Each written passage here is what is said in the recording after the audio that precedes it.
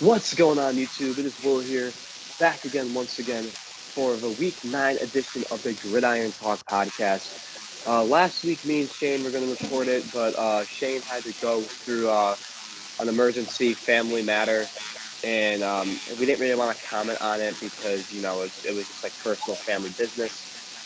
But that's why we didn't upload it last week. It's not like we were taking a week off or it's canceled or postponed. It was just like we had some, he had some personal business, and it's obviously a two-man show. I wasn't recorded by myself. So, Shane, how you doing? How have you been doing besides your personal stuff that's been going on? Besides that, how you been? We're doing okay. Off-season training's been going well. We're at 208 for body weight right now, trying to get down to 195, and we're getting a lot more clients for my personal training stuff. So still working on, my other podcasts and the struggles of that. But how about you? I've been good. I know last time we talked, I was in Florida. I went to the Giants game, obviously, against the Jags. That was a great game. Very close. Good to see the Giants, and good to see the Giants. Good to see, Barkley, Jones, all of them guys. It was fun to watch. Even some Jaguars players. It's good to see Trevor Lawrence and Christian Kirk and Travis Etienne. It was a great game. It was nice in Florida. I could not complain. In the atmosphere being in Jacksonville, let me just say that I really honestly thought it's different, man. No, yeah, I honestly really thought that there was more Giants fans than Jaguars fans there. And it's just a little which doesn't really, it's not really too outlandish considering all the older people that retire and they go to Florida and stuff. But still, it was interesting to see all the a lot more Jaguar or Giants fans than I anticipated. It felt like I was in MetLife in New Jersey. But it was fun. Obviously the Giants won, and it was good. It was a great time. And last week, that was 2 weeks ago. Last week there was a lot of good football games. The Bills and the Packers. Unfortunately the Giants lost, but a lot of great games. But we're not talking about week 7, week 8. We are talking about week 9. So Shane, do you have anything else you want to add? Oh, and the trade deadline happened. Let's talk about that real quick. Shane, real quick, out of all the moves that happened at the trade deadline, which one do you like the most? Like the one that you think will impact the team like the most? Honestly, I know I didn't really support it when last time we talked, but I think Christian McCaffrey to the 49ers is really the biggest one, especially from his performance last week. I believe he had 2 receiving touchdown, passing touchdown. I think he also had a rushing touchdown as well. Yep. Yeah, the Triple Crown. So, yeah, Triple Crown. So, right now, I think that's going to be the biggest one. A lot of these teams are trading away a lot of draft picks for these stable type of players. And I don't necessarily think I agree with it, trading away all your draft picks. Like, I think the 49ers give away, I think, like 3 or 4 draft picks for Christian McCaffrey. And then I know another team give away, I think that I can't remember which team it was, but they gave away like 5 picks for a player. I can't remember what player it was. And then Kadarius Toney to the Chiefs. Which we gave them 2. Or they gave us 2. And so for those 2 draft picks, he's going to be a pretty good. He's going to succeed in that type of offense. Like, no hate on Daniel Jones or their offense, but their offense is nowhere near as open as the Andy Reid and his offense. Obviously, we know that. So it's going to be exciting to see once I don't know if he's fully healthy yet. I don't think he is, but once he'll probably be a good slot receiver for that offense. My favorite acquisition was T.J. Hawkinson to the Vikings from the Lions. And usually you don't see interdivisional rivals trading a lot, and that happened this week. And I really think the Vikings are up there with the Eagles and the Niners as the top 3 contenders in the NFC. This offense will go as far as Kirk Cousins will take them. You got Justin Jefferson, you got Adam Thielen, you got Dalvin Cook, obviously Kirk Cousins, now T.J. Hawkinson. This offense really has top 5 talent at each of their positions, and it'll be a fun offense to watch. So, but we could talk about the trade deadline all for the next half an hour, but let's just get right into it. We'll talk about the trades when we talk about the teams that made these trades. But first off, as we always start off with the Thursday Night Football post game, it was the Eagles against the Texans, which is kind of funny because the Astros are playing the Phillies in the World Series, so it's like Houston and Philadelphia sports are going at it this week. The Eagles beat the Texans 29-17. That's not really too surprising. Eagles stats: Jalen Hurts 21 for 27, 78%. That's just awesome. 243 yards and 2 touchdowns. Miles Sanders 17 carries, 93 yards, 5.5 yards per carries and a touchdown. And Dallas Goedert 8 catches, 100 yards and 1 touchdown. So Shane, what's your first impression of how the Eagles offense played? Because Jalen Hurts looked great. I mean, honestly, when you look at the season this year, there's just been so many good type of players this year, and you gotta think Jalen Hurts is front runner for MVP so far. No one expected. Everybody was like, okay, this is a questionable year for the Eagles. You come in off the offseason, they lost in the wild card to the Buccaneers last year. You got to see where this team is at. They got A.J. Brown from the Titans. Obviously, they got some pretty good draft picks. Jordan in April. Davis from Georgia. Yep, Jordan, big dog, 6'6". The Kobe Dean, too, linebacker. They drafted a lot of Georgia players.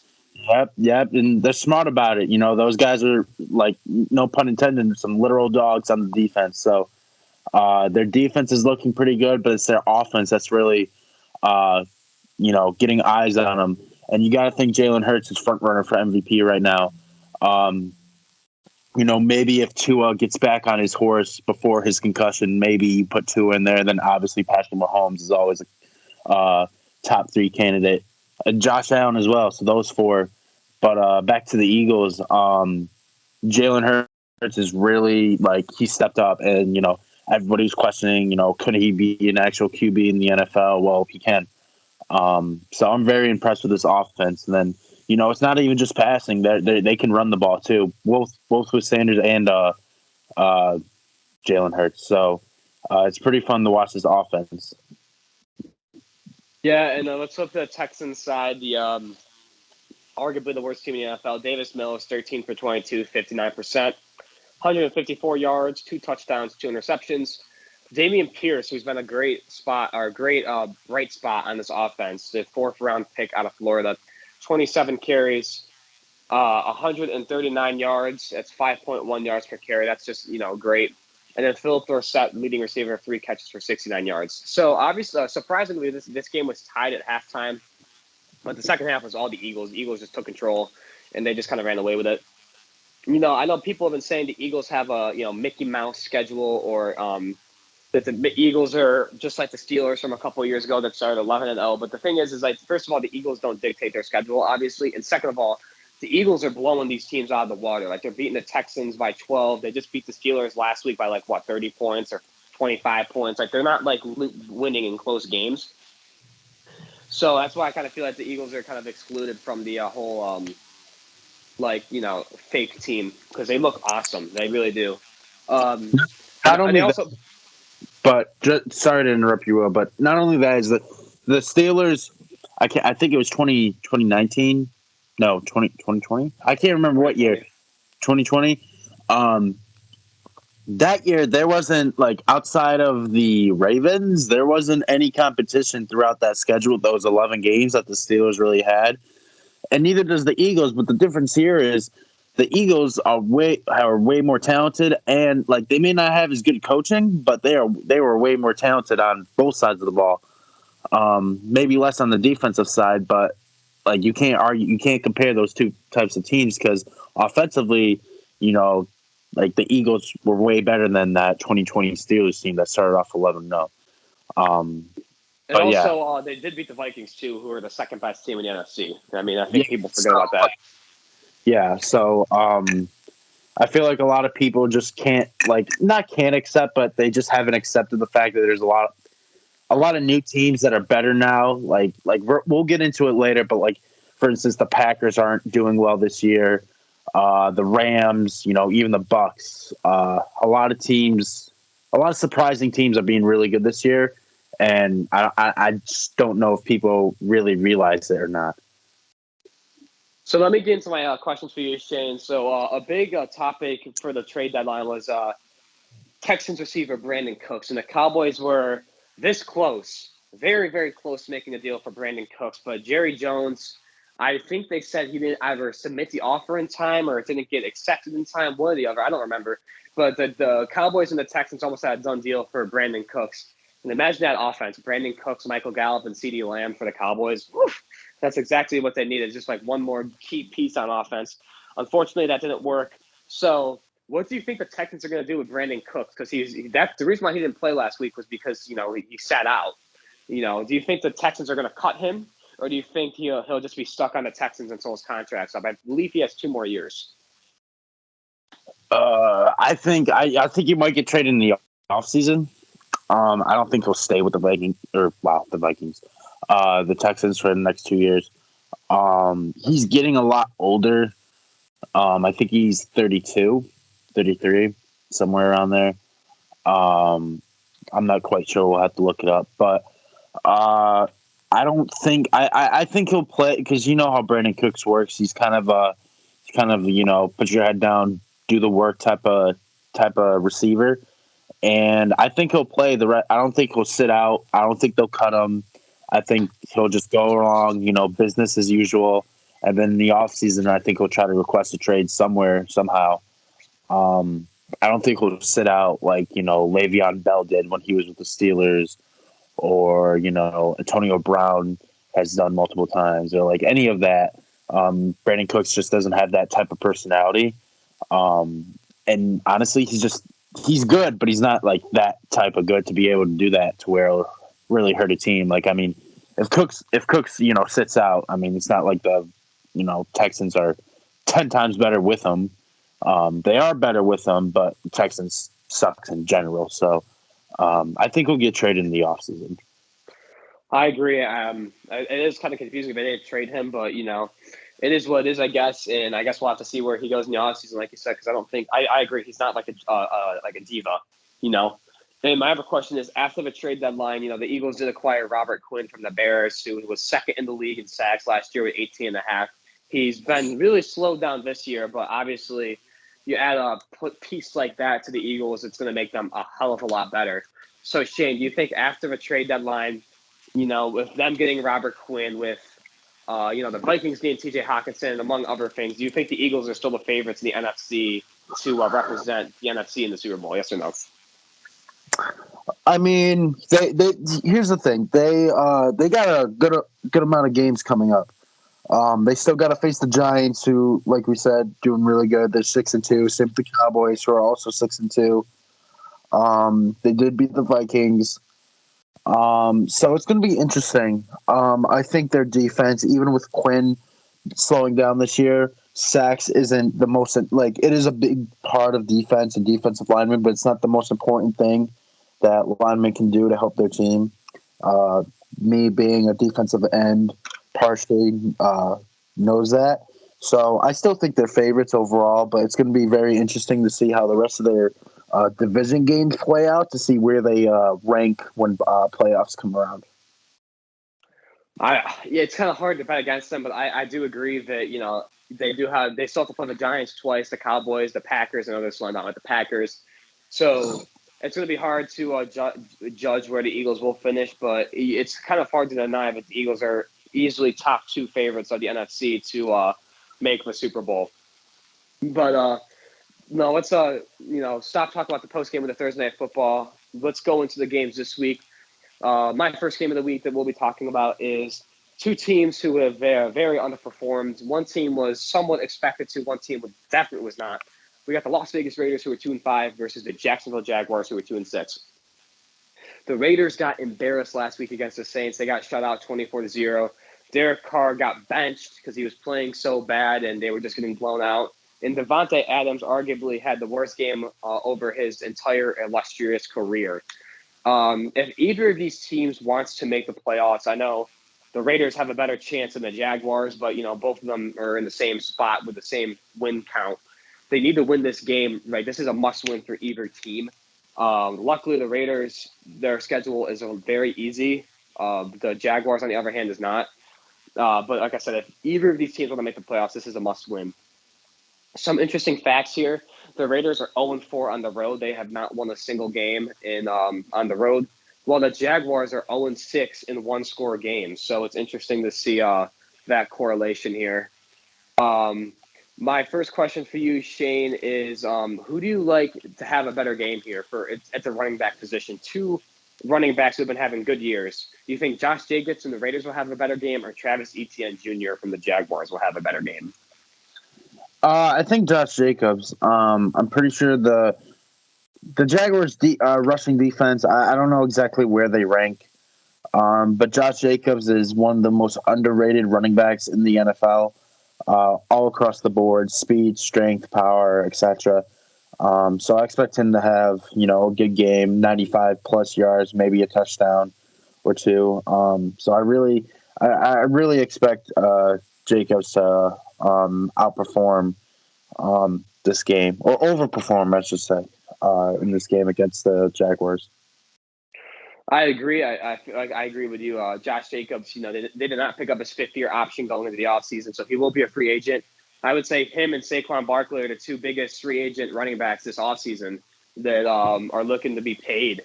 And both of them are playing great. Barkley's arguably having the best season of his career when, Josh Jacobs is saying, like, you know what, I am in that discussion with the Saquon Barkleys, with the Austin Eckler's, with the Derrick Henrys, and Nick Chubbs. I am an elite running back. He's having a great year. And arguably the reason why the Raiders have won their two games without him, they probably would maybe be 1-6 or 0-7. My second question for you, Shane, and this is actually they're going to tie into each other, so it's about both teams' quarterbacks. Do you think the Raiders should move on from Derek Carr? That's my first question. And my second question for you is Trevor Lawrence's inconsistent play a problem for the Jaguars' future? So the Trevor Lawrence question, yes, it is. We thought he was fixing it up earlier in the year. Obviously, that has shown it hasn't happened. But I generally think he just needs a little bit more help on both sides. They did trade for Calvin Ridley, but he will be able to play next year. Yes, at the trade deadline. That's kind of went under the radar, because Calvin Ridley is suspended this year for gambling. Which is, kind of crazy that, he gets suspended the whole year for gambling, but Deshaun Watson, who sexually assaulted and sexually harassed women, gets suspended 11 games. But, who am I? I don't work for the NFL. But regardless, Calvin Ridley, he is suspended all this year, and he should be back next year. So they are trying to make him better because, Calvin Ridley and, Christian Kirk, Marvin Jones Jr. and Zay Jones, those are pretty solid receivers for Trevor Lawrence. But he has to wait till next year to, play with Calvin Ridley. I think next year we'll decide if Trevor Lawrence was worth the first pick in the NFL draft. But that's all I'm gonna like. That's all that really needs to be said about Trevor Lawrence. As far as Derek Carr, I mean, he puts up numbers. His team just doesn't win games, so it's kind of hard to. He's kind of like a more consistent Jameis Winston, in my opinion. Like, he'll put up numbers, but I think he like him too. I think a lot of these current quarterbacks, they rely on a lot of help. There's only a few you could say they don't, like Aaron Rodgers is one.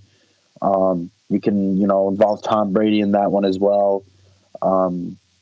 Patrick Mahomes, Josh Allen, like those type of quarterbacks, they don't really need a lot of help on the offensive side. But someone like Derek Carr, especially Trevor Lawrence, who aren't as experienced or as versatile, I should say, need a little bit more help on the offensive side. And just because you don't win doesn't mean your quarterback doesn't put up numbers. Sometimes, remember, football is a team sport. You can't rely on one person to win, 10 to 12 games a year in the NFL. Well, especially now. Also, Derek Carr did play like shit last weekend. He did get benched. And, the Raiders, they need to bounce back. And I think this is a great game to bounce back. I'm always a supporter of Derek Carr, but you can't support him having those type of games where you just lose because of him, But who I think is going to win this game? I think the Raiders are going to win this game. I think they need to win this game. I got the Raiders winning 31-27. What about you, Shane? Excuse me. I agree. I think it's going to be a little bit more. I think the Raiders are going to win this game 27-10. Derek Carr and Devontae Adams just need to get the offense clicking, and it's that simple. All right, on to our next game. We have kind of two surprising teams when you really look at the outside of it. When you look at the standings wise, we have the Chargers who are 4-3 versus the Falcons who are 4-4. The Falcons, I believe, they lead their division, the NFC South, by a game over. I want to say it's the Buccaneers. I haven't completely checked, but most of that division is not playing well this year, and you can tell with the Falcons being 4-4 and then being first. The Chargers are coming off a bye week, but there's still a lot of questions ahead. Keenan Allen and linebackers Amin. Oh my God, I don't even know how to say his name. Ogabinga. I don't even know how to say his name. And Chris Rupp II missed Thursday's practice, and Austin Eckler participated in practice, but his participation was limited. It's going to be interesting to see how much action he gets this Sunday. And then wide receiver Mike Williams is still out after suffering an ankle injury a couple weeks ago. The Chargers are 11th overall in offense, 4th in passing yards, and 27th in rushing. So they lean on Justin Herbert way too much. And they're going to need to improve on the defensive side. They allow 27 points a game, and that's 31st in the NFL. So my question here for you, Will, is can the Chargers not even can they make the playoff, can they start succeeding more? Can their defense pick it up? And is this kind of a bounce back type of, after the bye week, is this a bounce back type of week for the Chargers as they go to Atlanta and face the Falcons? Yeah, so the Chargers, they had a lot of expectations. Some called them Super Bowl favorites. Some said they would beat they would win the division over Kansas City. But they have been the most disappointing team up there with the Broncos for expectations, because the Chargers, they had J.C. Jackson, who played really bad, and then he's out for the season. They had him. That was supposed to be a good cornerback acquisition. They had Joey Bosa and Khalil Mack. They were playing good. Then Joey Bosa got hurt. They had Rashawn Slater, who was their left tackle, who was most likely going to be an All-Pro or Pro Bowler in the future. He got hurt. He's out for the season. So they've been really banged up. So turning it around won't be easy, but I feel like with the talent that Justin Herbert has, I know Keenan Allen's not playing this week. I know Mike Williams is not playing this week. And it will be interesting to see that maybe the Falcons can pull off an upset, because I really feel like they are very underrated. But I can't really say if the Chargers will turn it around, but it's going to be on the arm of Justin Herbert and Austin Eckler, because those are really the two that are only healthy on their offense that make an impact. And Gerald Everett, too, the tight end. Yeah, no, I 100% agree. It's really, we were like, oh, the Falcons were really bad last year. We were wondering coming into the season with, Marcus Mariota, how good would they actually be offensively and defensively? Kyle Pitts has kind of been like low quality, I'll say, this year compared to last year. He had a good game last week. Yeah, he did have. But it's going to be interesting for both teams to see how they perform. Who do you got winning this game, Will? I want to go with the Falcons, but I'm going to go with the Chargers. I'll say they win 27-24. I feel like that the X factor here is Justin Herbert, Austin Eckler, if he plays. And then on the defensive side of the ball, you got Derwin James, who's the best safety in football, and you got Khalil Mack, who are just, they're just game changers. So I got the Chargers winning just because they just have better talent overall than the Atlanta Falcons. What about you, Shane? I'm going to have to agree. Just a little bit lower scoring. I have the Chargers winning 23-20. Basically for the same reason, like you said, way better talent on both sides of the ball. But the X factor here, obviously, like you said, Justin Herbert, Austin Eckler if he plays. But if they stop the rush, if they stop the run, the Atlanta Falcons rushing offense, then I think this is going to be an easy game for the Chargers to win, just based off talent. So it'll be interesting to see. So let's move into our next game with two teams that made a big splash at the trade deadline. We got the Miami Dolphins, who are 5-3, versus the Chicago Bears, who are 3-5. The Dolphins traded for star side linebacker Bradley Chubb from the Broncos and made him like the 8th highest paid player in the NFL. They are trusting him a lot. I know he is injury prone, but he is very good when he's on the field. When the Bears, on the other hand, made a very interesting decision. So they traded Robert Quinn, like we said, Shane, and they also traded away Roquan Smith, who I know we haven't gotten into, but they traded him to the Ravens. So they make those two moves, and you're thinking, okay, the Bears are going to be sellers. They're going to just trade. They're going to just acquire draft picks, But the Bears actually bought at the trade deadline, which was very confusing to me. They traded for Chase Claypool from the Pittsburgh Steelers for the same pick that they got from the Ravens for Roquan Smith. So I guess they got him for free. But which player do you think will make a bigger impact for these teams? Now, obviously, I think Bradley Chubb is better than Chase Claypool, but you have to realize that Justin Fields, the last 2 weeks, has been awesome. Against the Patriots, he looked awesome. Against the Cowboys, I know he made that little goof against Micah Parsons, didn't touch him, he got the fumble touchdown, but Justin Fields has been playing good over the last 2 weeks. And Ryan Poles, the GM, sees that, and he's like, you know what? I want to surround Justin Fields with more talent. Right now, his best receiver is Darnell Mooney, who was average at best. So let me go out and get Chase Claypool, who has been very underrated the last 2 years, a big 6'4" frame. He's a big physical receiver. So who do you think will make a bigger impact, Bradley Chubb or Chase Claypool? I think overall for their team, I think Chase Claypool, just because of how dormant the offense for the Bears are, as we've discussed all year long in this podcast. Fields just doesn't have weapons, and like you said, his best receiver is average at best. So I think Chase Claypool is definitely gonna help that offense and get it going, getting in the right direction. And I think this is the beginning of the Bears really starting to make smart business. Because, like you said, it is a little bit confusing, but you got to think of it long term. They have a good amount of picks now, I believe, and they have a arguably top 20 wide receiver with Justin Fields and a young offense. So they're just going to get better and better if they keep making smart moves like this in the offseason and during the draft. So I definitely think Chase Claypool is the bigger impact player in this position. And another thing is, before I go into the matchup more, the Bears historically, Shane, when you think of the Bears, you think of a defense. You think of Brian Urlacher. You think of Peanut Tillman, the cornerback. You think of Khalil Mack. You think of Eddie Jackson. You think of a defense when you think of the Chicago Bears. Roquan Smith, obviously he got traded. But it's interesting to see that the Bears have finally turned the page and are like, you know what, we're going to start building for our offense. We're going to have a good running back. We're going to have two good running backs, really. We're going to have, two receivers that are good.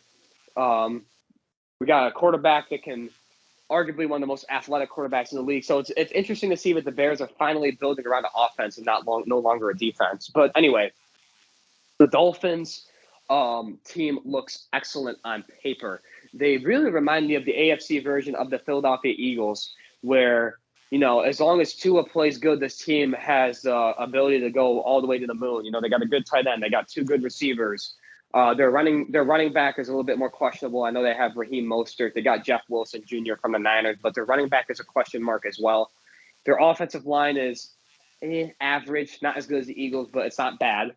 And then the defensive side of the ball, like I said, they got Bradley Chubb, they got Xavier Howard, they got Byron Jones, they got Javon Holland, they got Melvin Ingram. This Dolphins team looks very good, and their roster looks excellent.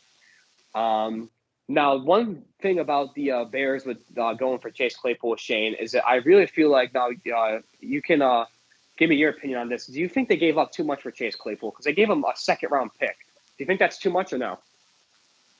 I think it is, in my opinion. See, here's the thing. I don't know exactly what they got when they traded away Smith and Quinn. So, considering how many picks they got in return for those two players, I don't know exactly how many it is.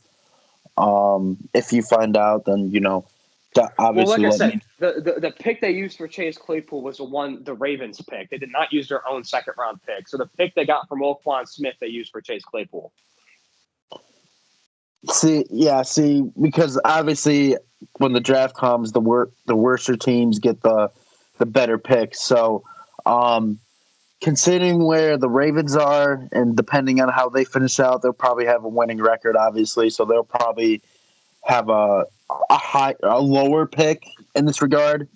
Yeah, it's looking like to be like a mid to late round, second round pick. That's what it's looking like, mid to late second.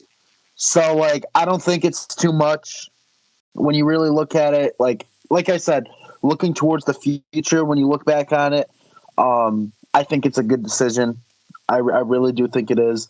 I think one thing the Bears have not done lately over the past, I'll say 5 years, is do stuff like this.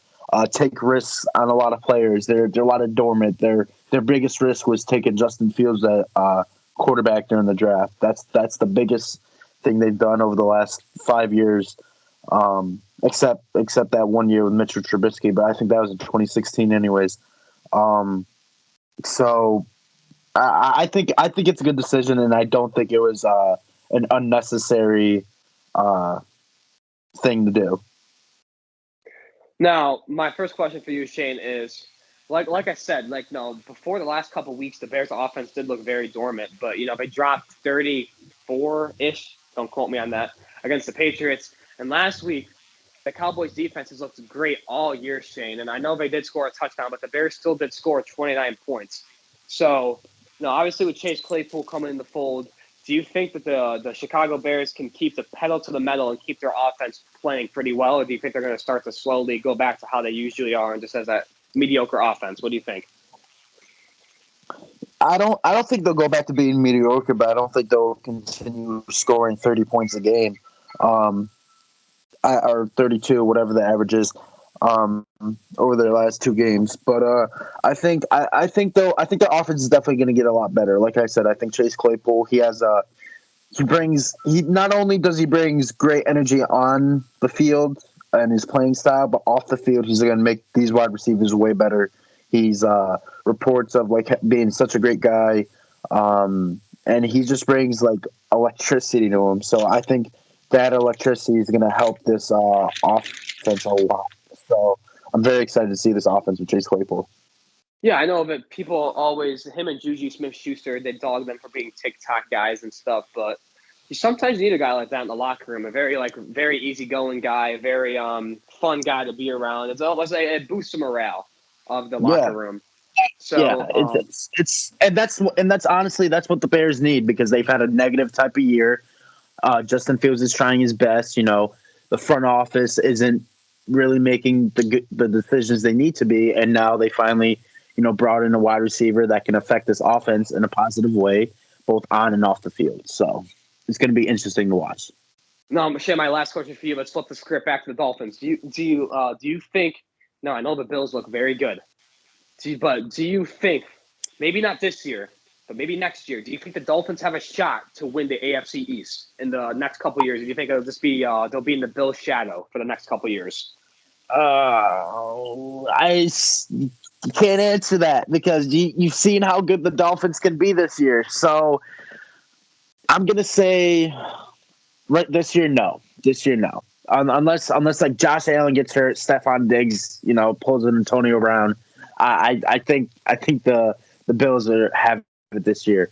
In the future, if they keep doing what the Dolphins have been doing the past couple of months with their team, I think there's a very high chance that they can. And remember, the Dolphins did beat the Bills this year. I believe it was week 3 or week 4. But the next couple of years, that division is going to be very interesting. So lastly, our picks to win the game, Shane. I think it'll be a close game. I think I'm very excited to see where the Bears will be with Chase Claypool. Very excited. Hopefully the Bears offense turns the corner. But this week, going against a tough Miami defense, and the Bears offensive line has been struggling all year. And with not Robert Quinn, my apologies. With Bradley Chubb and Melvin Ingram on the edge, that's gonna be scary for Justin Fields all day. I got the Dolphins winning 30-23. What about you, Shane? I have the Dolphins winning this game as well. A little bit more scoring, 29-17. It's gonna be a good game. It's gonna be a very underrated game. But moving on to our next game, We got the Green Bay Packers, who are 3-5, going to Detroit, who are 1-6.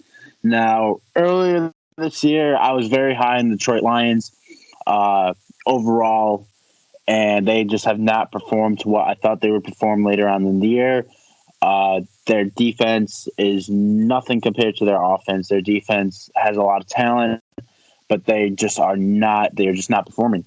And speaking of not performing, the Green Bay Packers, like I said, they're 3-5. They're, in my opinion, the biggest. I wouldn't even say biggest surprise, but biggest eye opener when you see their record and see how they're playing both offensively and defensively. Aaron Rodgers is starting to look very frustrated seeing how this team is performing of late. They just lost to the Commanders, and the Lions have, like I said, have been very inconsistent. So my big question for you here, Will, is do you think Green Bay will get back on track and eventually, maybe catch up to the Vikings, or do you think this is finally the year where Green Bay doesn't make the playoffs? I think they're going to be a wild card team, but the front office for the Packers really blows. You got the Vikings. They traded for T.J. Hawkinson from the Lions, who's a great tight end. And, you expected the Packers to make a move for a receiver, not even just Chase Claypool. There was a lot of receivers that were on the trade block. As I said, Brandon Cooks, Jerry Jeudy from the Broncos, just to name three. DJ Moore was potentially on the trade block, just to name a couple. And the Packers did not make a move for one. The Cowboys, they at least tried to get Brandon Cooks. The Giants tried to get Jerry Jeudy. The Bears got Chase Claypool, but the Packers did not even make an offer. They didn't even try. So it's very perplexing to me that the Chicago Bears, who are in the middle of a rebuild, are trading for wide receivers at the trade deadline, and the Green Bay Packers do not. That just confuses me a lot. Do I think they're going to win the division, though? To answer your question, no. I think the Vikings got this division in hand. But I do think the Packers will sneak into the playoffs as a wild card team, however. Yeah, no, I agree with you. As we know, the Green Bay Packers have always been like this. Well, not always, but they've been like this ever since. They're very focused on offense. And I know you're like, well, we were just talking about defense, and how the Packers never go for their defense. Well, in this case, their defense is better than our offense this year. A couple years ago, they did, nothing but trade offensive players. They, there's that span of time where everybody thought like, oh, the reason Rodgers isn't winning Super Bowls is because the front office isn't drafting good quality defensive picks. They're only drafting offense. And now that, they need an offense, they're not trading for offensive players, and they're not trading for any players at all. So you're correct. The front office is very bad. And I think obviously Aaron Rodgers has shown his frustration in the past years, and I think it's going to start showing again now. But even this year, they went double defense because they had 2 first-round picks from the Raiders. And I forgot who they drafted with the second one, but I know they drafted Deontay Wyatt. He went to Georgia too. Am I right, Shane? Deontay Wyatt, yeah. I believe so. The name sounds very familiar, but they went double defense though last year in the draft, and that was the whole focal point of this team was the defense. Quay Walker and Deontay Wyatt. That's who they drafted. Quay Walker is an inside linebacker. Deontay Wyatt is a defensive tackle, both from Georgia.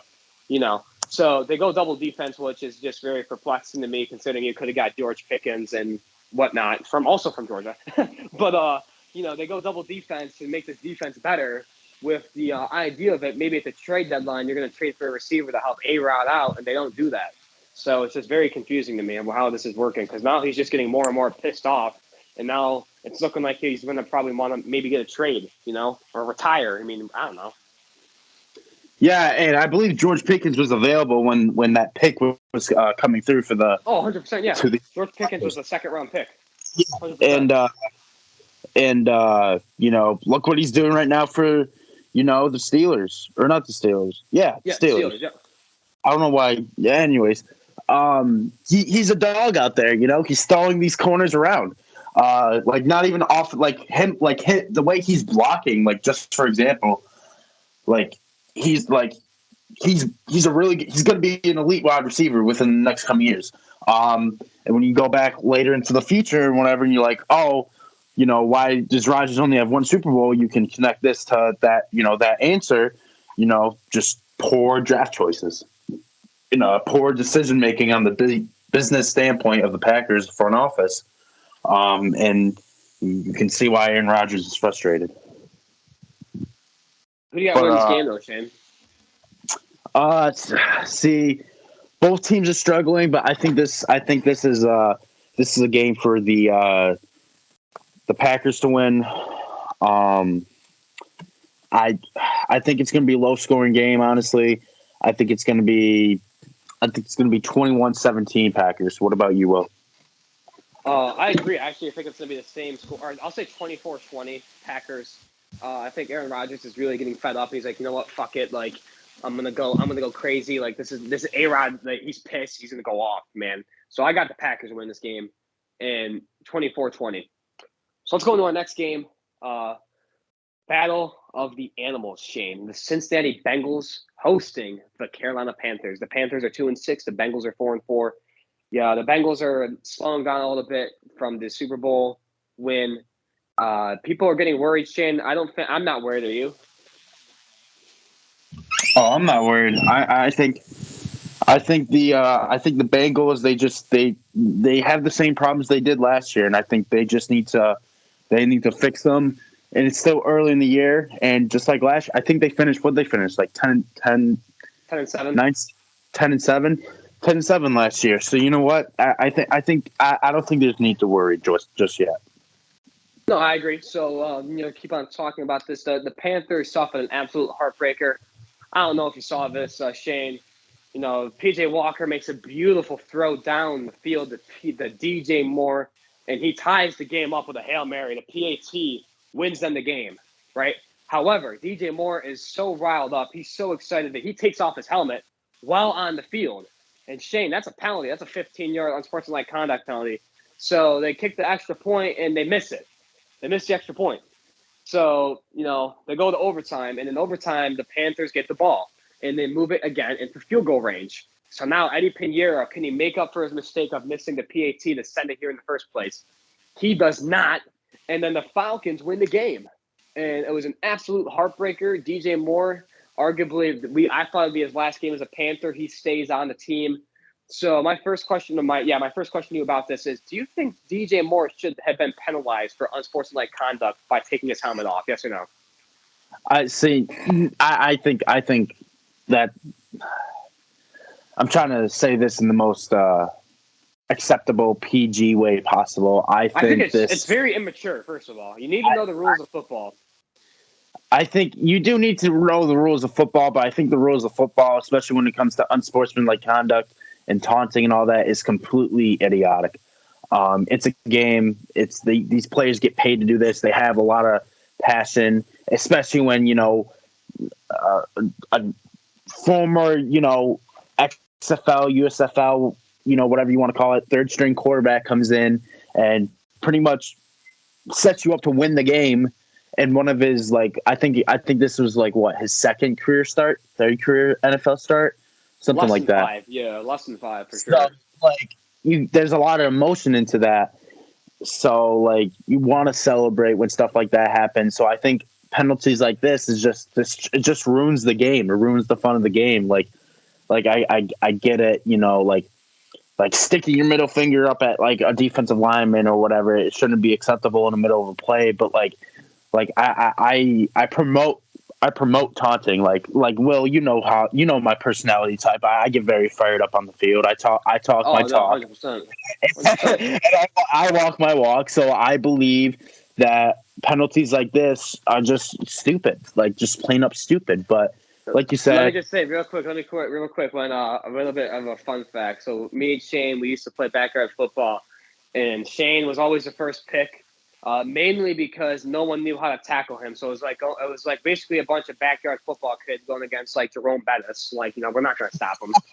So on defense, Shane would either play linebacker or safety. So we had our one friend, Armin, who was People called him a giraffe just because how he was built. He was basically this tall, skinny, lanky kid, but he could make catches. He was not bad. He was very lanky though. He had long limbs.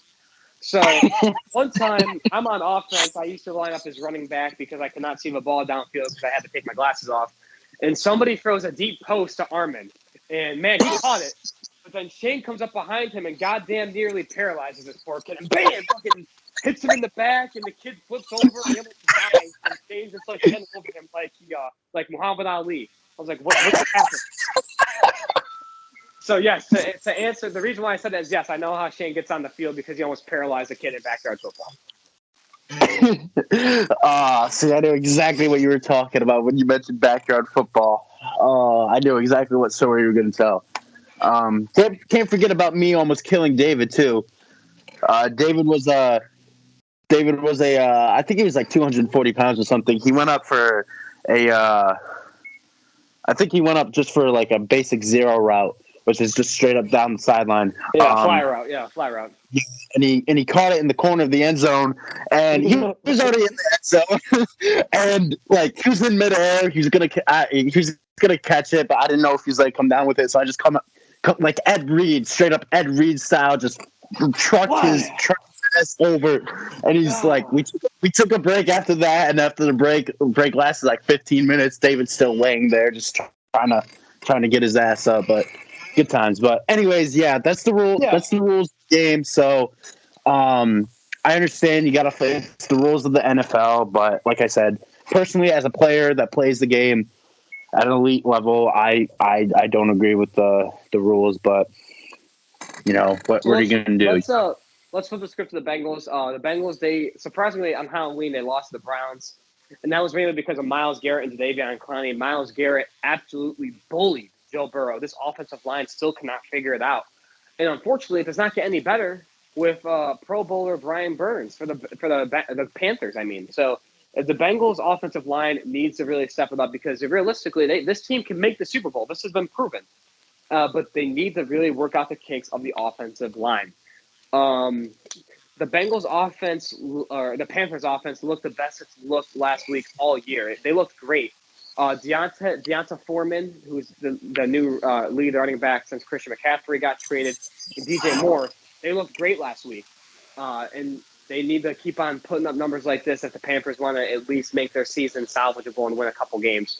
So my last question for you, Shane, is how will the Bengals adjust without Jamar Chase? Because last week they did not play well at all. So do you think they're going to adjust better this week, or do you think their offense is going to be stagnant until he comes back? I don't think they're going to be stagnant, but I do think it's going to be tough to get it going. Obviously, their running attack hasn't been the greatest so far this year, so they're going to have to lay the groundwork with that starting out the game. Get a good rushing system going, and like you said, this offensive line just needs to get it together. So I don't think it'll be as bad as last week, but I think it'll be a little better this week. My pick to win this game is the Bengals 27-17. What about you, Shane? I got it 26-20 Bengals. It's going to be a fun game overall, but I don't know who's starting. I'm pretty sure I don't know if Baker's starting. It's PJ Walker. He's the starter for the rest of the year. Oh, okay. So I haven't really looked too much into this game, but I know I'm really high on Walker. Back in his XFL days, the USFL day, I'm very high on Walker. I always thought he was NFL talent type of quarterback, starting quarterback. I always thought he was better than Baker Mayfield, but that's just an example, just because they're on the same team. But I have high hopes for him. So on to our next game. We have once again two teams that are kind of in the middle of the pack, per se. We have the Colts, who are 3-4-1, going to New England, who are 4-4. The Colts have lost 2 straight after winning 2 in a row. Coach Frank Reich benched Matt Ryan last week and fired offensive coordinator Marcus Brady on Tuesday. Second-year quarterback Sam Ellinger will make his first career road start on Sunday. He was 17 of 23, 201 yards, no touchdowns or interceptions, but had one loss fumble in his starting debut. Uh, Indianapolis is tied with New Orleans and New England for the most turnovers in the NFL. So expect this to be a defense-dominant game. So my question for you here, Will, it kind of connects both teams just because of the quarterback situations with both of these teams. Where do you see the future of Indianapolis with their quarterbacks for Indianapolis and New England with, Mac Jones and Zippy with New England, and then obviously Matt Ryan being benched last week or benched a couple weeks ago, and then now no longer starting with Sam Ehlinger being the starter for the rest of the year for the Colts? So with Mac Jones and Bailey Zappi, I think, in my opinion, it's like the 49ers with Trey Lance and Jimmy Garoppolo, where Bailey Zappi will never be over Mac Jones, but he will always be a very good backup. Just like the Niners with Jimmy G. Trey Lance stepped in. He was the starter this year. And then everyone knew coming into the year that Jimmy Garoppolo was the best backup in football. I mean, let's be honest. Like, Jimmy Garoppolo is leagues better than a lot of backups. He can start on most teams. And that's what I feel like at Bailey Zappi in his peak, that's what he will be. I don't think he'll ever be better than Mac Jones, but he will always be a very good backup in case Mac Jones gets hurt. If he's playing poorly, you can put Zappi in. That's what I feel like with the Patriots situation. The Colts, on the other hand, I know Matt Ryan was not playing well. I know he led the league in interceptions. I get that. But he's a future Hall of Famer. And I feel like that, in my opinion, personally, unless Matt Ryan has a 5 interception game, he's my starter for the year. You traded some picks for him. You didn't give up a lot, but you traded some picks for him. The Colts gave up on Carson Wentz, who last year Carson Wentz was not very bad with the Colts. Let's be honest. He had one bad game, and that just happened to be the last game of the year, which they could have gotten into the playoffs. But you eliminate that one game, Carson Wentz is very solid for the Colts. And, they go out and get Matt Ryan, who is really not much of an upgrade to begin with. Older, slower, less mobile. And the Colts are like, all right, we got a very easy division. Matt Ryan will at least bring us a division title, and we have a chance to potentially make a run for the Super Bowl. And Matt Ryan gets benched in, week 4 or week 6 or 7? So I don't know. I really don't like the decision to bench Matt Ryan. But what about you? Do you think Matt Ryan should still be the starter, or do you think Sam Ehlinger is the move? And also, Matt Ryan's not even the backup. He's the third stringer. They got Nick Foles ahead of Matt Ryan, which is really crazy to me. I don't think they should have him as third stringer. I think they should have, see, this is what's hard about having a lot of quarterbacks that are really good like this, or not even really good, but that are I can't say versatile because that wouldn't even make sense. I can't find the word, but they're very useful in a lot of different ways. Like Matt Ryan, he's very experienced. He's been around. So I think he should start this week. I wouldn't say announce him as starter for the rest of the year, or if he continues to struggle, obviously put Sam Ehlinger in. But I think it's just too early to do that. You know what I mean? I just don't see the point. Your division isn't completely locked and key. The Titans are 5-2. However, you're not that far behind them. And then obviously, the Texans aren't doing great this year. So, and then same with the Jaguars. So you're really second in your division. Do you really want to make a move like this early in the year? I just don't agree with it.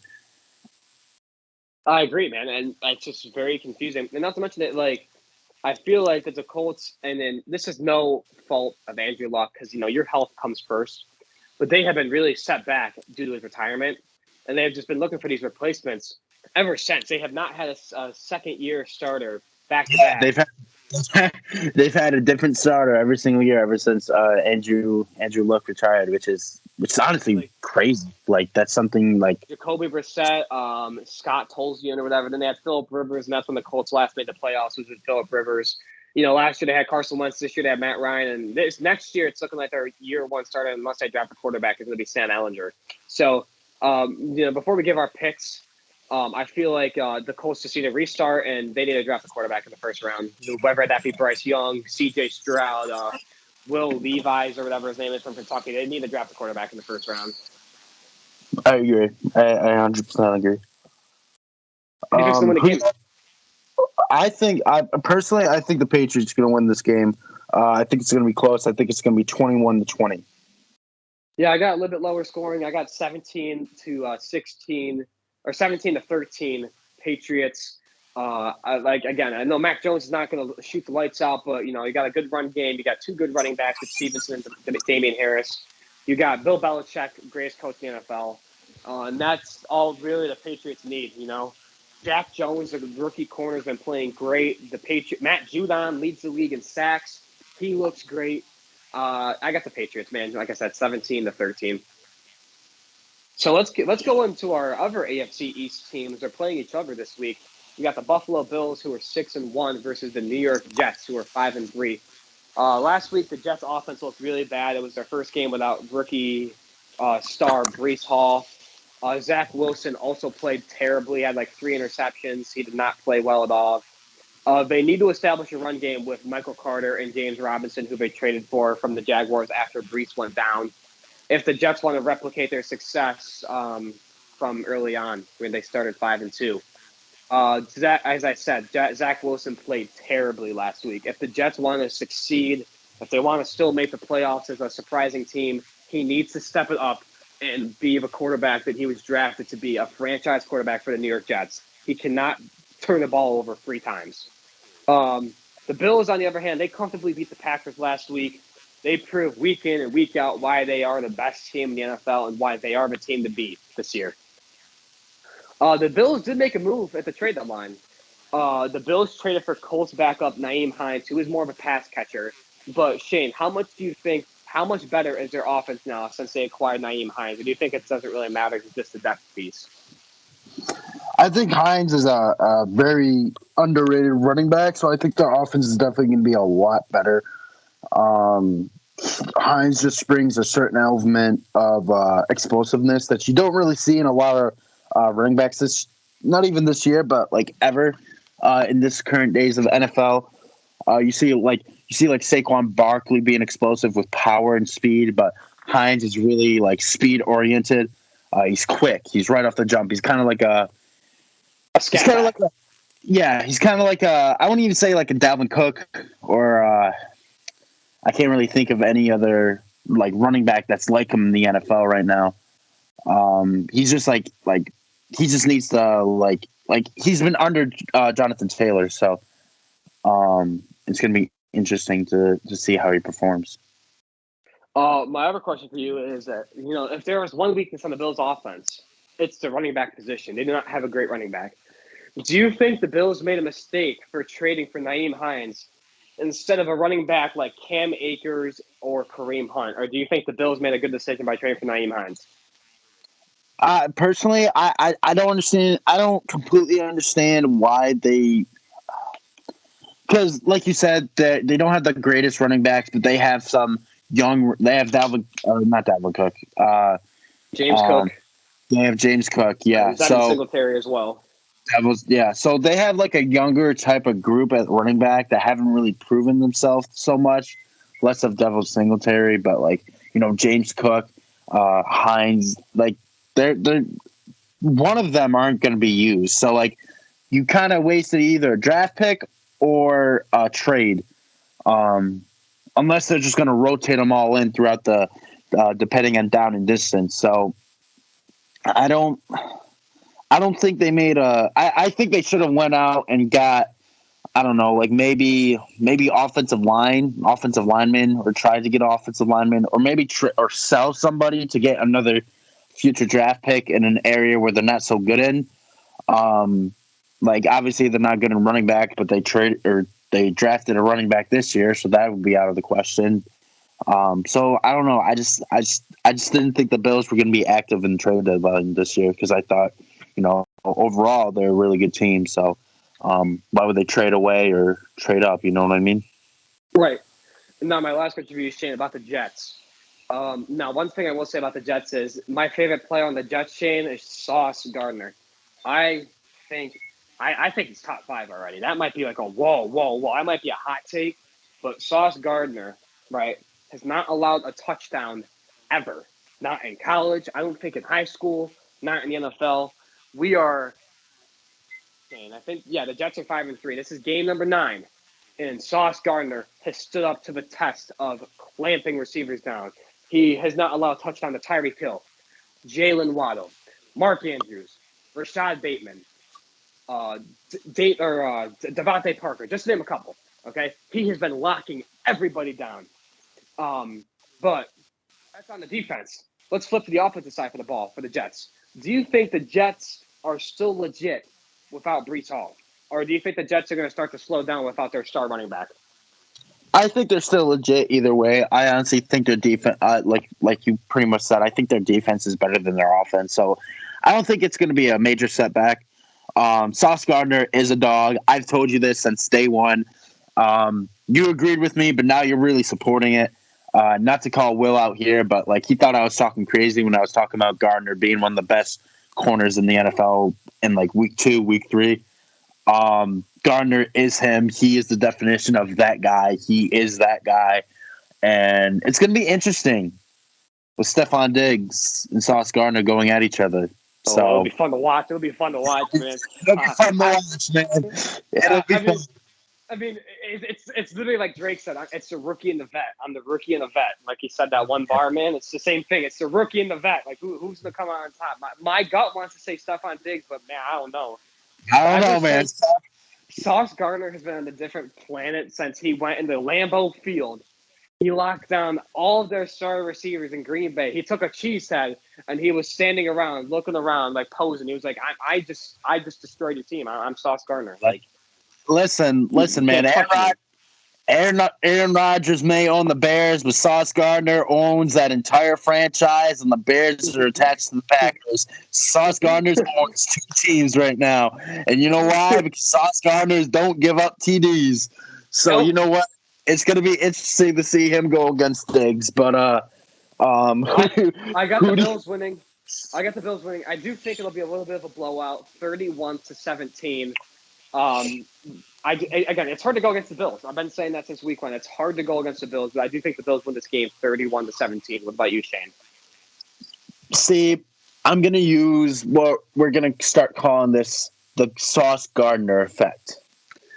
I think the Bills will win this game, but I think it will be a closer game because Sauce Gardner will lock up these receivers and not allow a touchdown. So I think it's going to be a little bit lower scoring because, like you said, the Bills' rushing offense isn't the best, and the Jets' defense is pretty good. I think it's going to be a 21-20 game that the Bills will win.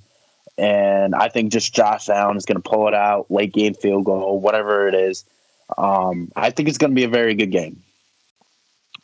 So we'll see. We'll see what happens. On to our next game, though. A very surprising team when you really look at, their division and everything that comes with it. The Minnesota Vikings, who are 6-1 and lead their division, will go up against the Commanders, who are 4-4. Like I said, a very underrated team, a top team that like Will said earlier in the podcast, the Vikings. We talk about the Eagles, the Chiefs, the Bills, the Cowboys, even the Giants, but we haven't really talked about the Minnesota Vikings. They've continued their hot start this year, only losing to the Eagles, but they do have a tough schedule ahead. They do face Washington this week. Then they face Buffalo, Dallas, New England in their next 4 games. So the Vikings have 7 rushing touchdowns in their last 3 games and now have 10 so far this year. That's 3rd in the league. So they do have a good rushing attack, obviously, with Dalvin Cook. They're facing a Washington defense. They're 13th in yards per game allowed with 334. Washington got off to a terrible start. But now they've bounced back from it, winning their last three games, I believe. However, their offense is 27th in scoring. So my big question for you here, Will, we kind of discussed it a little bit earlier, but we'll go back to it a little bit. Do you think the Minnesota Vikings are overrated, and do you think they're going to be a top seed not the top seed, but a top 3, top 4 seed in the NFC. I don't think they're overrated at all. I think they are perfectly rated. They are a top 5 team in the NFL. I think the discussion for top 5 is the Eagles, the Bills, the Chiefs, the Vikings, and the fifth you could say the 49ers, you could say the Giants, you could say the Cowboys, you could say the Ravens. There's a lot, but they are, in my opinion, no doubt a top 4 team in the NFL right now. Like I said, they got the T.J. Hawkinson earlier, but another very underrated piece is when we've been talking about defensive player of the year, Shane. We've been saying Nick Bosa, Micah Parsons. That's really it. But Zadarius Smith, who is a great player, never really in that defensive player of the year discussion until this year. He is tied the league in sacks, and he also leads the league in tackles for loss. What more can you ask from a defensive player of the year? And he's been stepping up to everyone on their defense. Harrison Smith, Danielle Hunter, Eric Hendricks. This team just looks great. I don't think they're overrated at all, Shane. I think they will be a top 2 seed in the NFC easily. This team reminds me of of one of those teams that are just, they're talented. They're not overdoing anything. They're playing smart. They're playing good. They're not being dominant, but they're finding ways to win games. And you know what? I don't care what anybody says. A team that finds a way to win games, a non-dominant team, is the scariest team. So I think this team has a very high chance of going into the playoffs and going deep. Personally, I think they're extremely underrated. Like I said, they find ways to win games, and in my opinion, teams like that are more dangerous than teams like the Bills, who are just dominant. And because they have they really have nothing to lose if they're finding any way to win. Obviously besides losing, but you get what I'm saying. So no, I think the Vikings are a very dangerous team in that sense. And I think they're going to make a deep playoff run. What about the Commanders? What do you think about them? See, it's tough with them. They've been very bad this year, but they've also been very good. They just beat the Packers, so and the Colts. And the Colts. Yeah, you're right. I mean, it's they're just one of those teams that are just out there. Their record doesn't their record is kind of like their record. So their record kind of perfectly fits how they've expected to play this year. I don't think they're going to win this game at all. I think the Vikings are going to blow them out. But the Commanders, we were talking earlier this year of how the Commanders were just terrible and awful, but maybe they're just a little bit underrated in the sense of okay, maybe this team isn't as bad as we thought. You know what I mean? They're just very inconsistent. Maybe they're not terrible. Maybe they're just bad. Yeah, maybe they're just bad, not terrible, but bad. They've overall, we've been talking about the Commanders, we've been talking about the Texans or the Lions. The Lions are 1-6. The Commanders are 4-4.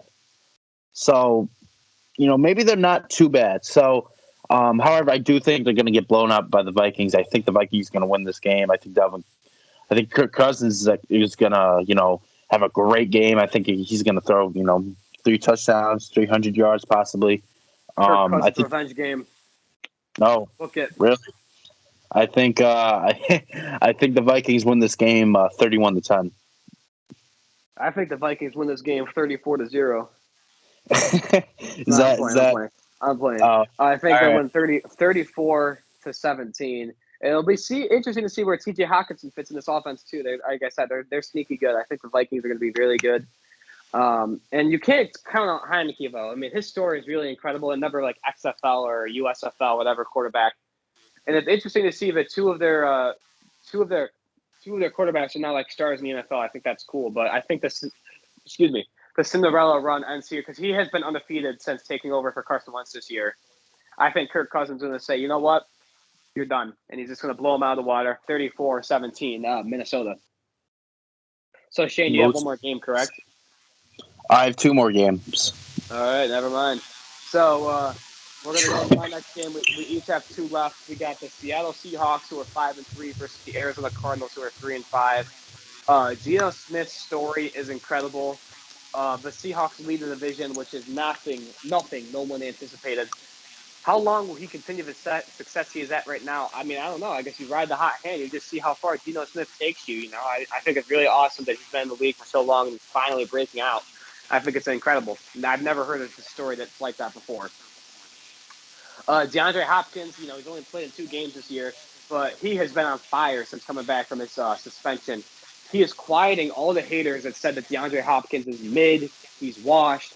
DeAndre Hopkins is still in the discussion for a top 5 wide receiver. He has been playing excellent, and he's been looking great. Will the Seattle Seahawks win the division, or do you think they're going to start to fizzle out, Shane? I personally, the way they've been playing, they're being explosive on offense. Their defense kind of needs to fix things up a little bit. They've been giving up a lot of points, but if their defense fixes, their kinks and all that, I think they win the division. Honestly, I don't think they'll blow away. I think it's going to be like a 9-8 type of division leader, or 10-7. But I think they win the division.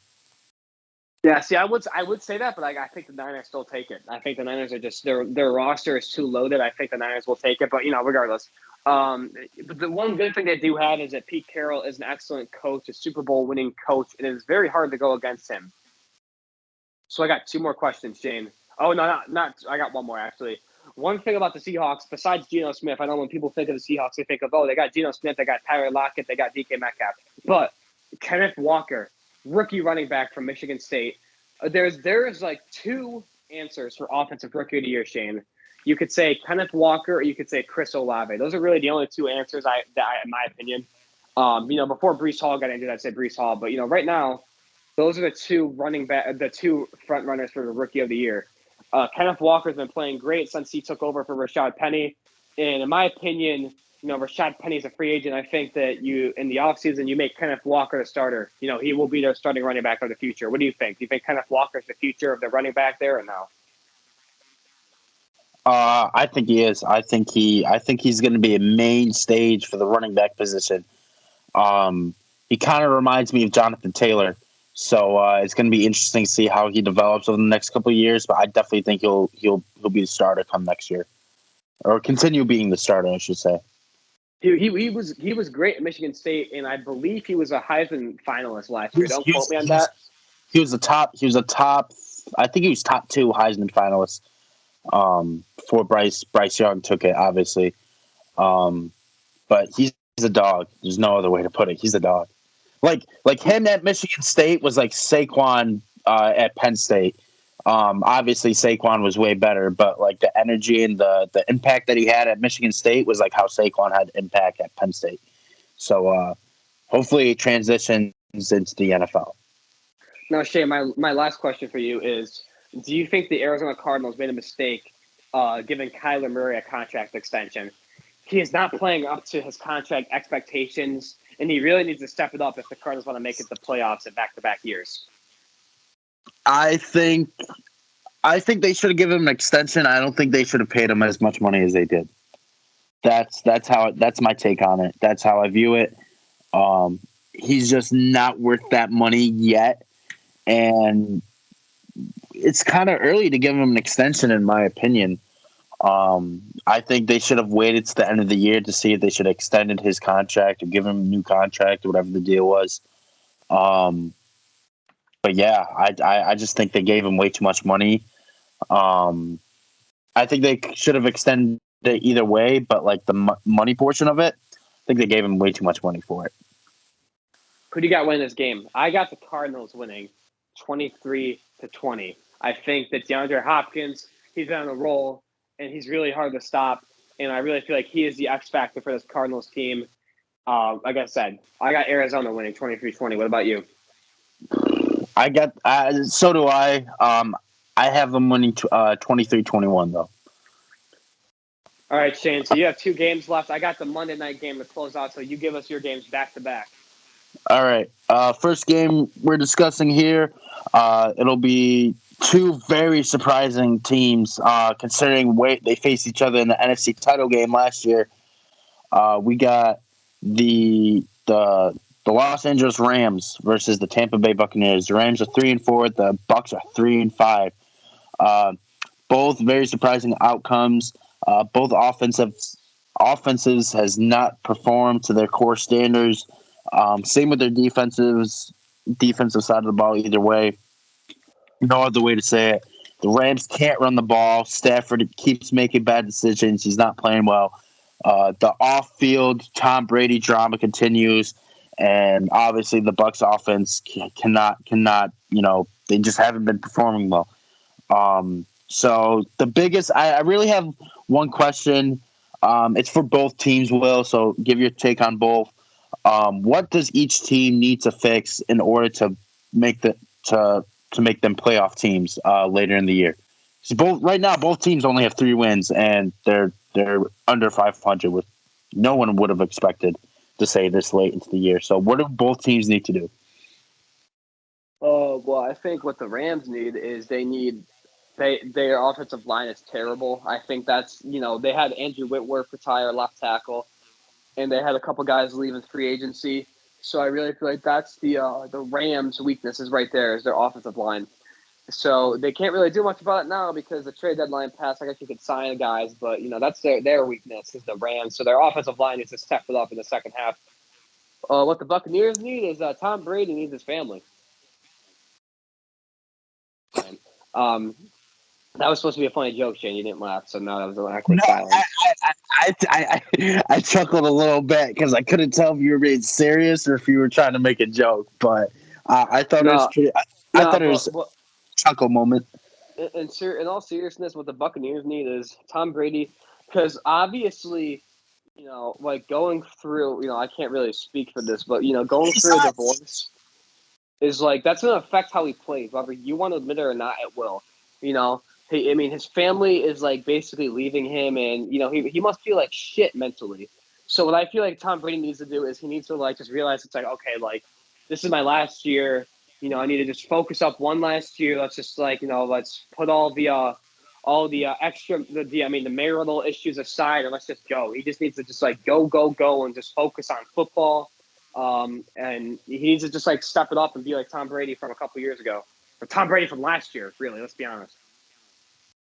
No, yeah, and I don't think he's even playing that terribly. I just think he's not playing his head's enough. Not in the game.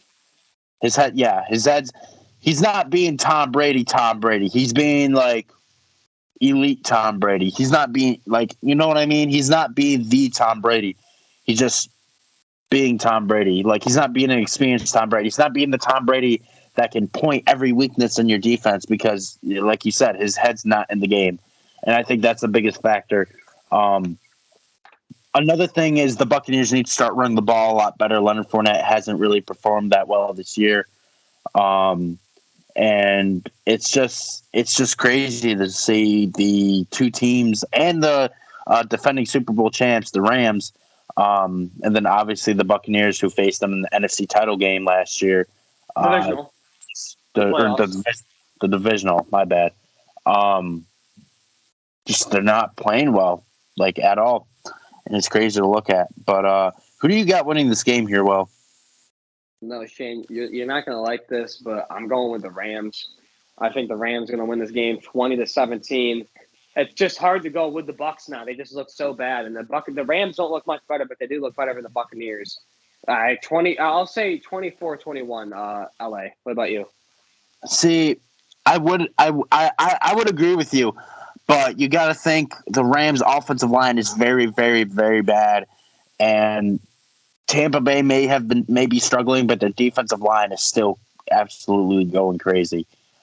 So I'm picking the Bucs, but I'm picking a very low scoring game. I think it's going to be a 2017 win for the Buccaneers, considering it is in Tampa, and their defensive line is facing the struggling Rams offensive line, like you said. Very sad days over here in the pro life of being a Tampa Bay fan, but it's okay. Will's having his moment with the Giants, so yeah, you guys won the Super Bowl 2 years ago, so Back to being a poverty franchise, Shane. You had your few years of relevancy. Real funny. Anyways, on to our Sunday night football game. We have the Titans, who are 5-2, going to Kansas City to face the Chiefs, who are also 5-2. Possible game of the week. There's a reason it's Sunday night football. These two teams are, playing pretty well this year. Excuse me. The Chiefs are coming off a bye week as they host the Titans in this week's matchup. Rookie quarterback Malik Willis will make his first career start in place of injured Ryan Tannehill, who was injured last week against Houston. Willis, so far in his career, is 6 of 10, 55 yards and an interception. Kansas City has scored at least 40 points 3 times this year. The franchise record for a season is 5. Andy Reid is 20-3, coming off of bye week, including 12-1 in games played at home. A nice little stat line for you, or a little fact, I should say. Mahomes has won 55 of his first 70 starts, tying Ken Stabler for the second most since the NFL began stat keeping in 1950. So it's going to be interesting. Tennessee has also won 5 straight since its 0-2 start. And they're trying to, start out 6-2 for a third straight season. So my question for you here, Will, you think of Kansas City, think of Patrick Mahomes, Travis Kelce. In Tennessee, you think of Derrick Henry and a little bit of Ryan Tannehill. Who do you think is the biggest impact player to their team this week? Do you think King Henry, if he has a good game, do you think Tennessee Titans are going to, win? Or if Patrick Mahomes does what Patrick Mahomes does, do you think the Chiefs will win? And don't forget, the Chiefs have had the Titans numbered the last couple of years when it comes to regular season and playoffs. So what do you think the X factor is for both teams? Yeah, let me just say, I think you had a little bit of a typo because Malik Willis did start last week against the Texans. It was not Ryan Tannehill. And Ryan Tannehill is questionable to play this week, and it's interesting to see where they will go with that. But regardless, I think the best impact player on this team is Derrick Henry. And I'm not saying Derrick Henry is better than Patrick Mahomes. I'm saying, he is the Tennessee Titans, So it's hard to argue that to go Patrick Mahomes because, we saw when the Chiefs had Alex Smith before Patrick Mahomes was starting a couple years ago, the Chiefs were still good, Without Derrick Henry, the Titans are not even close to being a good football team. He is their team. They're the Tennessee Derrick Henrys. They've been like that for a couple years now. So I think the most important, biggest impact player on the football field on Sunday night is not Travis Kelce. It's not Patrick Mahomes. On the defensive side of the ball, it's not Chris Jones. It's not Kevin Byard. It's not Nick Bolton. It's Derrick Henry. It's kind of, again, hard to argue otherwise, in my opinion. No, yeah, and another little quick fact. Derrick Henry is tied with Adrian Peterson for the most 200-yard games in his career. So that just shows you right there that, this offense is built for Derrick Henry. And, he's named King Henry for a reason. He is the king of Tennessee. But Patrick Mahomes, he does add a certain element to this Chiefs offense, especially now with how Andy Reid runs his offense. So it'll be interesting. But who do you have winning this game here, Will? I think the Chiefs are going to win this game 34-20. I don't think it'll be a really close game. I think the Chiefs will comfortably win this game. Patrick Mahomes, this team is just so good. And it's going to be interesting to see how they incorporate Kadarius Toney into their offense. I think the Chiefs will win this game. What about you, Shane? I agree. I think it's going to be a little bit less scoring, just only by a few points. I think it's going to be 30-21 Chiefs. The way that this offense plays and the way the defense just is a lot better than years past. It's just hard to bet against the Chiefs nowadays unless, they're facing the Bills. That's really the only team you can, confidently think that can beat this Chiefs team and maybe even the Eagles.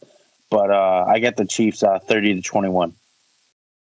So let's get into our last game of the week, Monday Night Football. Kind of interesting, too. Kind of random teams. No divisional information. Not even in the same conference. We got the Baltimore Ravens, who are 5-3, versus the New Orleans Saints, who are 3-5. The Saints have not played up to their expectations in their first season without Sean Payton. Michael Thomas out for the rest of the season with a toe injury.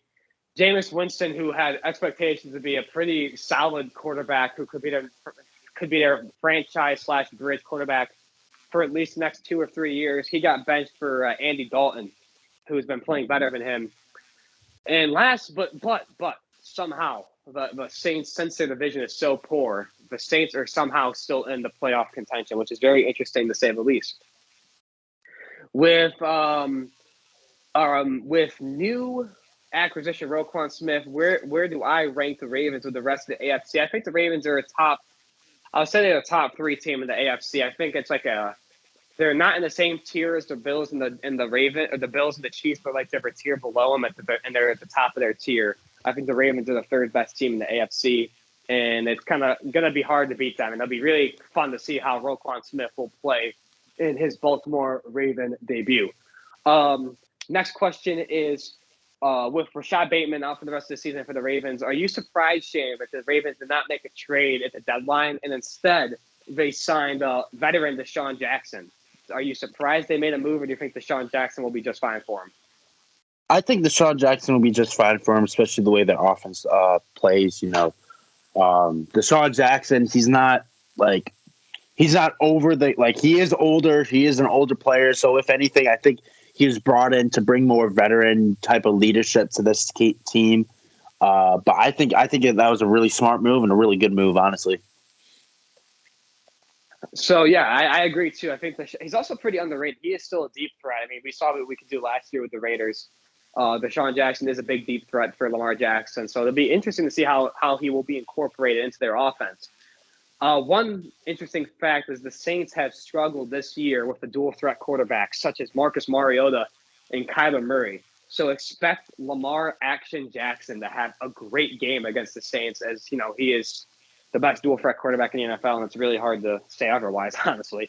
And lastly, Shane, keeping up with the Saints, Alvin Kamara had a big 4-touchdown game. He is their focal point of their offense, especially with Michael Thomas being out. But let me flip the script to their wide receiver room. With Michael Thomas being out, rookie first-round pick Chris Olave is now the number 1 receiver, and Chris Olave has been very good. And as a rookie wide receiver, are definitely the best one, Shane. So who do you think is the offensive rookie of the year? Do you think it's Chris Olave, or do you think it's Kenneth Walker? I think down the line, I think Kenneth Walker is going to end up pulling it out, but I do think it'll be close. Chris Olave, he's like a different type of breed at wide receiver. I think you mentioned it a couple weeks ago. He's going to be an elite top 5 wide receiver as his career goes on, and as like wide receivers like Diggs and Thomas gets older. I do think Kenneth Walker just wins Rookie of the Year, though. He's just a different breed of an athlete, and he can really do it all at his position as well. And real quick before I forget, when everyone took the receivers, Drake London got drafted first, then Garrett Wilson. So then, Chris Olave was on the board, and that wide receiver room for Ohio State is disgusting. They had Garrett Wilson, Jamison Williams before he transferred, who was a first-round pick, Chris Olave, and then in college still we got Jackson Smith and Najigba, and then the best college wide receiver at Marvin Harrison Jr. Like that wide receiver room at Ohio State is nuts. But anyway, so Chris Olave was on the board, and you know what I thought? You know who could have traded up for him? You know who had 2 first-round picks, Shane, that they chose not to do? The Green Bay Packers. Yep, I do. More. No, I'm not even trying to dog on them, but like, it's like this is the incompetence that I'm talking about. Is you have a quarterback that needs a wide receiver, and you have more than enough draft capital. You can easily draft up. You have 2 first-round picks. You could trade up, pick swap. And you know what the Saints did? The Saints said, you know what, we have a great wide receiver, but he is often injured. So you know what we're going to do? We're going to make a move for this kid. And they trade up, and boom, they snagged Chris Olave, and he's been the best rookie wide receiver of the class so far. I know Jamison Williams hasn't played. I think it's been him and the second best receivers up to grabs. I mean, you can make an argument for George Pickens, Garrett Wilson, Drake London, but I mean, no question that Chris Olave has been the best rookie wide receiver for this year. But anyway, let's get back on topic. Who do I think is going to win this game? I think that it'll be a surprisingly close game. I think people are really underestimating how good the Saints are, especially on the defensive side of the ball with like Tyrann Mathieu, Cameron Jordan, Demario Davis, just to name a few. I think the Ravens still will pull this game out in a close one, 24-21. Who do you think will win this game?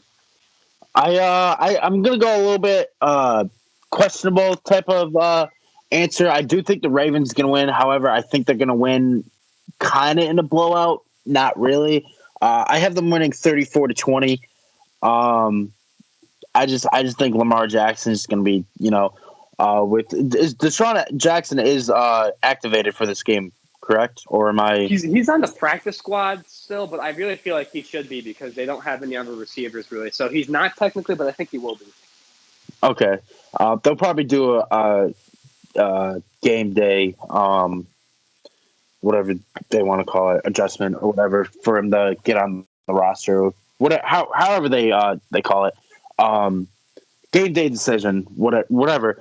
I still think Lamar Jackson's offense, Mark Andrews, and I just don't see the Saints defense containing Lamar Jackson the whole game.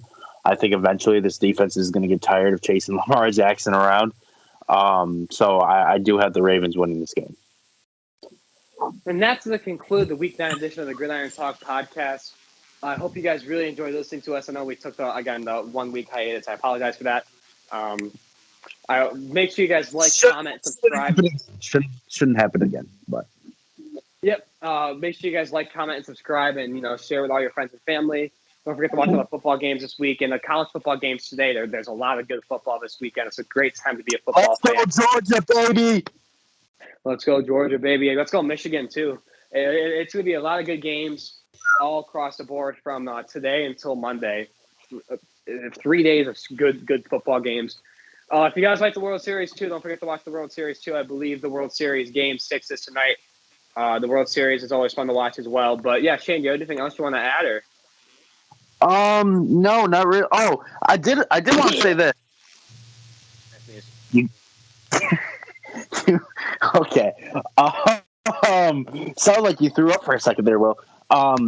Did you see this? It wasn't a meme. It was kind of like a fun fact that I think it was like a week ago. There was 27 straight days of any type of football, like including college, NFL, high school. Like, did you see that? Or am I the only one that saw? Oh, yeah, I did. No, yeah, I remember that. That's just a crazy fact. And it's just one of the reasons why fall is a good season because you get to watch football. That's one. If football was during the summer, I'd say football is undeniably the best season ever, but there's no football in the summer, so. Yeah. I mean, you got college at the end of August, but yeah, that was just a fact I wanted to share right there. I didn't know if you saw that because, that's something you would mention if you saw it on this podcast. So I thought it was an interesting fact. Pretty cool. So a lot of football you can watch over the next I think there's still another 3 weeks left because I think I saw it last week or something. So yeah, definitely go watch some football. And like Will said, like, share, comment, subscribe. This is Will's page, but you can follow me on Instagram at primetime_Shane. I have my own podcast on Spotify called the Ryder Rocket Podcast. I only have one episode out, but that'll change eventually. So, but yeah, thanks for listening to our podcast here, guys. Yep, and thank you so much. Don't forget to tune in next Saturday to the next episode of the podcast. I hope you guys have a great weekend and watch all the football. And, see you guys next weekend. Thanks so much, guys, for listening.